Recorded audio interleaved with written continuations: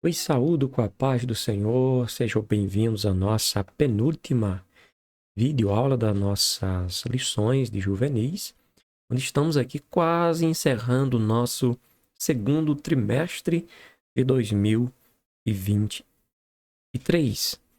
A nossa lição de hoje traz o seguinte assunto: posso viver para a sua glória.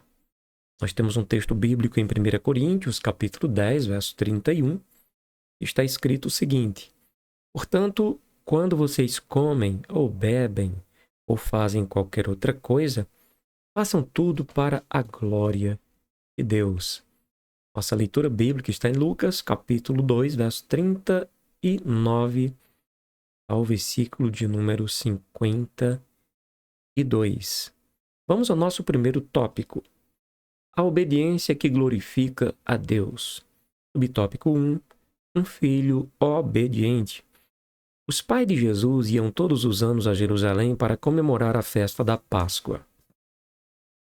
Maria e José eram obedientes às leis de Deus. Quando Jesus era um adolescente, com 12 anos, ele acompanhou seus pais até Jerusalém para a festa. Depois de terminada a celebração, as famílias retornavam para suas casas. Todos viajavam juntos. E os pais de Jesus pensaram que ele estivesse com os amigos ou familiares. Porém, quando perceberam que Jesus não estava junto dos viajantes, eles retornaram a Jerusalém e começaram a procurá-lo por toda parte, até que ele foi encontrado no templo, junto com os doutores, onde todos ficaram admirados com a sabedoria de Jesus. Nosso segundo subtópico: como homem, Jesus viveu de forma sábia e inteligente. O Filho de Deus voltou para casa em Nazaré com seus pais e foi obediente a eles, até que se tornou um adulto independente. Já aprendemos que o Salvador tinha duas naturezas: a natureza humana e a natureza divina. Como homem, ele viveu uma vida normal, foi à festa, teve amigos, como, por exemplo, podemos citar Lázaro, suas irmãs. Porém, Jesus viveu de forma sábia. Jesus viveu de forma inteligente. Interessante. Ele obedeceu a seus pais terrenos. Que lição nós extraímos daqui para apresentar aos nossos amados irmãos jovens, juvenis? Que lição nós extraímos daqui? Veja que Jesus era uma pessoa completamente livre de orgulho, completamente livre da soberba. Jesus, eu costumo dizer nas pregações e ensinamentos que Deus nos proporciona a oportunidade de passar a outras pessoas, de que Jesus é o exemplo maior de obediência, de sujeição. E isso não o diminuiu. Isto não o diminuiu, pelo contrário. Jesus só crescia, Jesus só triunfava, Jesus só prosperava. Como chegou ao ponto de estar sentado à destra da majestade do Pai nas alturas. Veja esse versículo, Lucas capítulo 2 e versículo de número 51. Está escrito: e desceu com eles, quer dizer, desceu com seus pais, e foi para Nazaré, e era-lhe sujeito. Veja que Jesus era sujeito aos seus pais. Ele poderia ter dito: não, pai, não, mãe, não se preocupem comigo, vou ficar mais tempo aqui. Eu sei me virar sozinho. Eu sei voltar para casa. Mas ele não fez isso. Ele se sujeitou, ele se submeteu aos seus pais.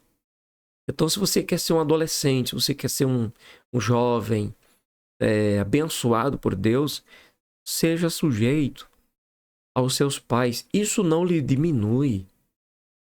A gente vive uma época em que parece que passa na cabeça de muitos dos nossos de que ser obediente aos pais é vergonhoso, é diminutivo. Não, não é. Tudo tem o seu tempo.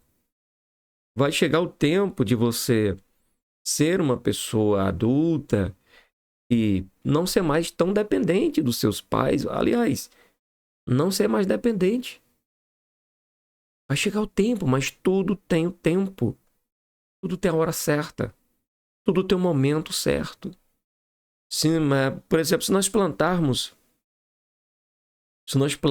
uma bananeira, por exemplo, e se quisermos que esta bananeira produza o seu fruto e chega a sua fase adulta a menos de 2 meses, estou colocando só como exemplo, é muito mais do que isso. Não vai dar certo, não vai ser bom. Ainda que a gente injetasse alguma coisa, fizesse algum tipo de aplicação nessa planta para que acelerasse o crescimento, não seria bom. Porque tudo tem o seu tempo. Foi Deus que fez as coisas para serem assim. Tudo tem o seu tempo. Nós temos fases na nossa vida. Nós somos criança, nós chegamos à fase aí da adolescência, nós chegamos à fase aí da pré-juventude, que seria a fase de juvenis, nós chegamos à juventude e, por final, chegamos à fase adulta. Não podemos ser adultos com 12 anos. Isso não vai ser bom. Ainda que a gente tente, se esforce, não vai ser bom. Também cumpriu, né? Jesus cumpriu em tudo a vontade do Pai. Ele disse, porque desci do céu não para fazer a minha vontade, mas a vontade daquele que me enviou. Jesus era o exemplo de obediência, né? Tal verdade nos mostra que se é obediência a Deus, se é obediência aos pais e se é obediência às autoridades, não tem como glorificar o nome do Senhor. A nossa lição, o assunto da nossa lição, o título da nossa lição é: posso viver para a glória, para a sua glória. Mas só vivemos para a glória de Deus se vivermos em obediência ao Senhor, em obediência aos nossos pais, em obediência àqueles que são autoridades sobre nós. É assim que glorificamos a Deus. Provérbios, no capítulo 9, versículo 10, está escrito: o temor do Senhor é o princípio da sabedoria. Quer dizer, quando você teme a Deus e você se sujeita ao Senhor, a tendência é só você crescer em sabedoria. Você vai crescer em sabedoria cada vez mais. E o temor do Senhor concede felicidade, traz vida feliz, né, para aquele que possui este temor de Deus, porque leva o homem a desviar-se do mal. Quem respeita a Deus vive todas as fases da vida de modo a agradá-lo e a glorificar o seu nome. Entende como isso é maravilhoso? Vamos ao segundo tópico. Vivendo a liberdade cristã com sabedoria. Liberdade não é a mesma coisa que libertinagem. Não. O apóstolo Paulo, escrevendo aos Coríntios, ensinou uma importante lição. Ele disse: quer no comer, quer no beber, e em tudo o que fizermos, nosso alvo deve ser a glória de Deus, deve ser da glória ao Todo-Poderoso. Deve ser honrar este Deus tremendo.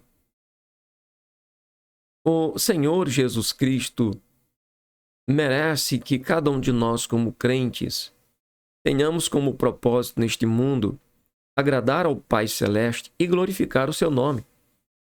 Ele nos libertou do jugo do pecado, nos deu uma nova vida. E hoje nós somos completamente livres. Contudo, nossa liberdade não é para fazer o que bem entendemos. Também não podemos usar da nossa liberdade para ofender as pessoas. Como está escrito em 1 Coríntios 10, 32. Nem aos judeus, nem aos gregos. nem a igreja de Deus. A ninguém devemos ofender.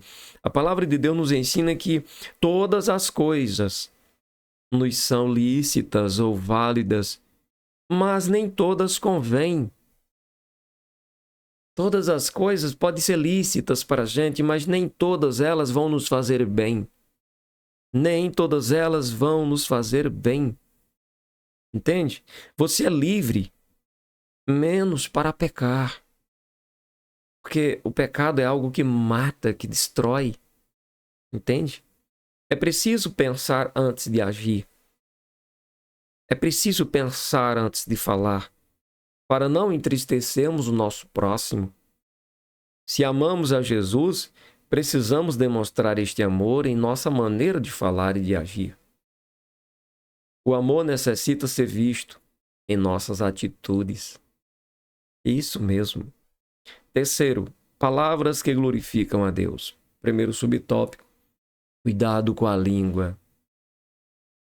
De todos os seres criados pelo Todo-Poderoso, o ser humano é o único que possui um aparelho fonador.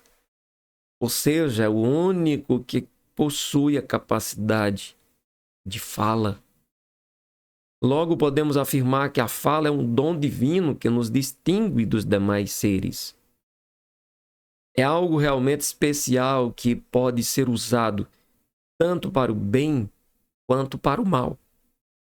Tiago compara a língua a um fogo devastador, pois uma pequena fagulha pode queimar e destruir uma floresta inteira. Ele ainda afirma que nenhum homem pode domar a sua língua. Com a nossa língua podemos bendizer a Deus e, ao mesmo tempo, maldizer o próximo. Ter o controle da língua não é fácil, mas não é impossível para os discípulos de Jesus, que estão seguindo a Jesus, que têm o Espírito de Jesus, porque se você não consegue domar a sua língua, o Espírito Santo consegue ajudar você. Quem consegue controlar a língua, controla todo o seu ser e pode viver para a glória de Deus. Então, a nossa maneira de falar é muito importante. Ela revela o nosso verdadeiro eu. Pois, conforme está escrito em Mateus 12, verso 34, a boca fala do que o coração está cheio. É do coração, ou seja, do íntimo do ser humano, que procedem os males. Certa vez, Pedro foi identificado como alguém que esteve com Jesus somente pelo seu modo de falar. Nossa maneira de falar deve ser saudável, deve ser irrepreensível. Use palavras certas para que ninguém possa criticá-lo e para que os inimigos fiquem envergonhados por não terem nada de mal a dizer a nosso respeito. Isto aparece em Tito 2, versículo 8. Citamos aqui na NTLH ou Nova Tradução da Linguagem de hoje. Portanto, irmãos, devemos ser prudentes, cuidadosos no falar. Não podemos sair por aí falando o que nos vem à cabeça, pois nossas palavras afetam o nosso próximo de forma positiva ou negativa.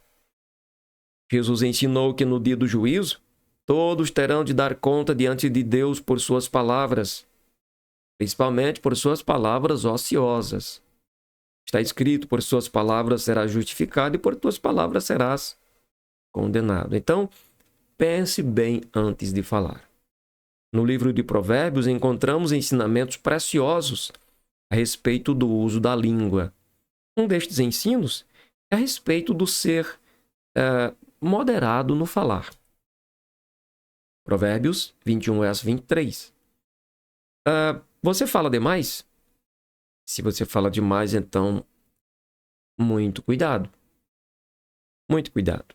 Quem fala é demasia, finda prejudicando o outro e a si próprio.